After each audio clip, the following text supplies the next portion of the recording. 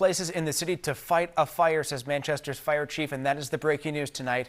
Firefighters battling this massive fire at an apartment building on the city's west side. You can see the viewer video there showing the size of the flames from across the river, really, and the scene on the ground. Look at the smoke there. The neighborhood blanketed tonight.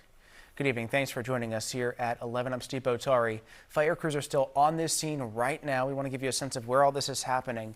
This is an apartment building on Sullivan Street, and you can see this neighborhood, how close together all these homes are, and how close to the scene Catholic Medical Center is. We have team coverage of this for you. Let's begin with WMUR anchor Marissa Tansino leading our coverage from the ground. And Marissa, firefighters say multiple people have been injured. Steve, that's right. The fire chief confirming to us within the last hour here that 2 people were taken to the hospital in critical condition. Sullivan Street is right behind me here, and you can see the work to put these flames out continues. The bulk of the fire chief saying at this point is knocked down. And the fire chief told News 9 that they previously had to pull crews out because they couldn't get control of this fire from the inside. We got viewer video in and our crews got video of the scene here. Just the work that was being done and the massive response that came from this fire. They have not at this point in the last hour found any victims at this point. But as the fire chief mentioned, he said this was one of the hardest places in the city to fight a fire, and he told our crews why earlier. Take a listen.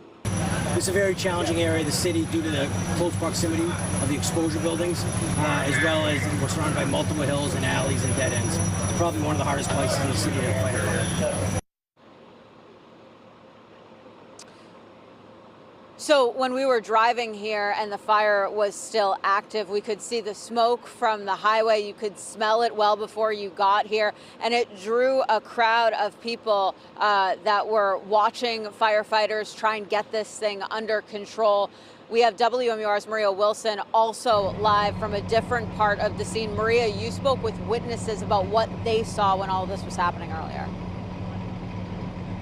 Yeah, I did, Marissa, and the witnesses that I've been speaking with tonight have said that it was the sheer size of this fire that was most shocking to them. They could also, like Marissa was mentioning, you could smell the smoke. You can still smell it heavy in the air. At some points, you can see the haze from that smoke still in the air at this point. Witnesses tell us that crews were battling flames. They were seeing flames coming out of the building for about an hour at that point. They also mentioned the number of crews here. We have seen dozens of fire trucks, firefighters, police officers, all here responding to this second alarm fire.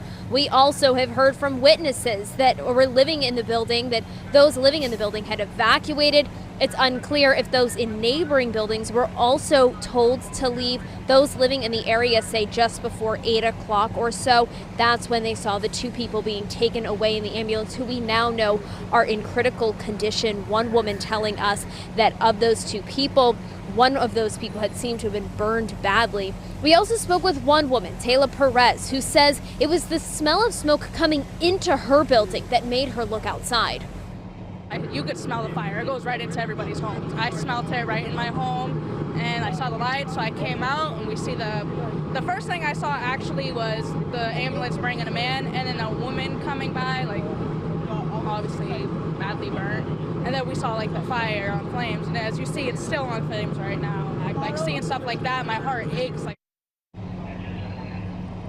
And it's still a very much of an active scene here on Sullivan Street and the surrounding areas. Police officers have this section blocked off in a lot of different areas to traffic. They are there helping people navigate through these city streets. We're live here in Manchester. Maria Wilson, WMUR News 9.